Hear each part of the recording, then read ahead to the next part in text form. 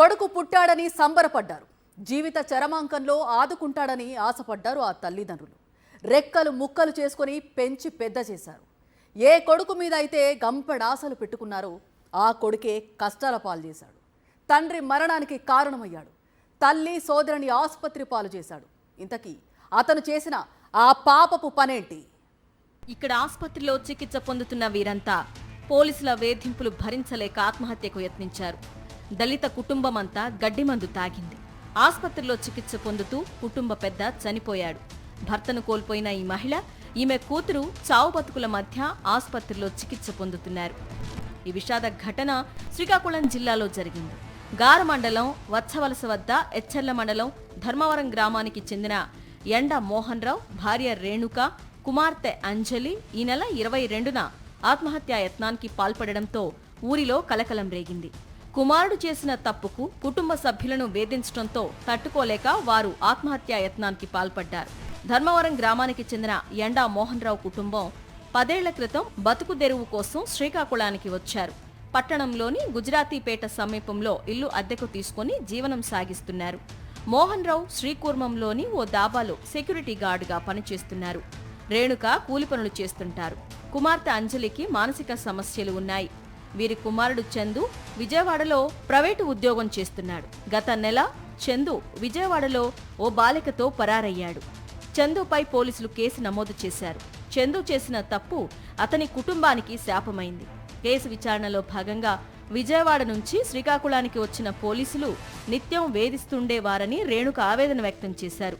తన భర్త మోహన్ రావును బెల్ట్తో కొట్టడంతో పాటు కంట్లో కారం చల్లి చేతివేళ్లు ఇరుస్తూ చిత్రహింసలకు గురిచేశారంటోంది. ఇటు కుమారుడు నుంచి ఎలాంటి సమాచారం లేక పోలీసుల వేధింపులు తట్టుకోలేక శ్రీకాకుళం పాత బస్టాండ్ సమీపంలో ఆటో ఎక్కి గారమండలం వత్సవలస వద్ద దిగారు. అక్కడ పొలాల్లోకి వెళ్లి తమ వెంట తెచ్చుకున్న పురుగు మందు తాగారు. గమనించిన స్థానికులు బాధితులను శ్రీకాకుళం రిమ్స్ హాస్పిటల్లో జాయిన్ చేశారు. 4 రోజుల పాటు చికిత్స పొందుతూ భర్త మోహన్ రావు మృతి చెందగా భార్య రేణుక, కుమార్తె అంజలి పరిస్థితి విషమంగా ఉంది. పోలీసుల వేధింపులు భరించలేక ఆత్మహత్యా యత్నానికి పాల్పడ్డామని రేణుక చెప్తోంది. విజయవాడ పోలీసులు పెనమలూరు పోలీస్ స్టేషన్ వాళ్ళు రోజు మమ్మల్ని వచ్చి టార్చర్ పెట్టేవారని ఇంటికి వచ్చి కొట్టేవారు. బెల్ట్లతోటి కారం చల్లేవారు, తలుపులేసి కొట్టేవారు. రోజు తెప్పించి రోజు వచ్చేవారు. ఎక్కడికి వెళ్ళనిచ్చేవారు కాదండి. చాలా ఇబ్బందులకు గుర్తు చేసేవారు. అద్దె వేసారు, ఇది తెచ్చారు, బంగారం గట్ట మీ దగ్గర ఉంది, ఎవరెవరింటికి వెళ్ళారు అవన్నీ ఎంక్వైరీ చేసేవారండి. గొప్ప టార్చర్ పెట్టేవారు. మెయిన్ కారణం వాళ్ళ నుండి మా ఆయన చనిపోయారు సార్. బెల్ట్తోటి బీపీ మీద మా ఆయన చాలా గట్టి కొట్టేసారు సార్. పోగానే సేపు కొట్టారు, తలుపులేసి కొట్టారు సార్. మాకేం తెలియదన్నా సరే ఎప్పుడేదైనా దెబ్బలు కొట్టేశారు, బుర్ర మీద కొట్టేశారు. ఆడెట్ట వెళ్ళిపోయాడు మాకేం తెలుసు అన్నా సరే వదిలేవారు కాదు. నాకు కూడా తల మీద కొట్టేసి ఈ ఏళ్ళలో విరిసేవారు సార్. విరిసి బూతులు మాట్లాడేవారు. బాగా కారు మీద తీసుకెళ్ళి కారం కొట్టేవారు సార్. వాళ్ళని మేము ఇలా చేసుకోవాల్సి వచ్చింది. వాళ్ళకి ఎలాగైనా శిక్షించాలి సార్. వాళ్ళిద్దరు కానిస్టేబుల్ పెనమలూరు పోలీస్ స్టేషన్లో ఉంటారు. వాళ్ళ వల్లే మేము ఇలాగ అయిపోయాము. ఇంటికొచ్చి వేధించటమే కాదు, తమ కుటుంబాన్ని మొత్తం విచారణ నిమిత్తం శ్రీకాకుళం నుంచి విజయవాడలోని పెనమలూరు పోలీస్ స్టేషన్కు తీసుకెళ్లి అక్కడ పోలీస్ స్టేషన్లో ఒక రోజంతా ఉంచి వదిలేశారని రేణుక ఆవేదన వ్యక్తం చేశారు. ఇలా మాటిమాటికి వెళ్లి రావడం ఈ కుటుంబానికి తలకు మించిన భారమైందన్నారు. చందు ఆచూకీ దొరకగానే అప్పజెప్తామని చెప్పినా పోలీసులు వినకుండా టార్చర్ చేశారని రేణుక బంధువులు ఆరోపిస్తున్నారు. వాళ్ళు చేసిన తప్పులు మేమందరము బలైపోవాల్సి వస్తుంది. నేను వాళ్ళు ఎక్కడ దొరికినా మేము అప్పు చెప్తామని అన్నాం.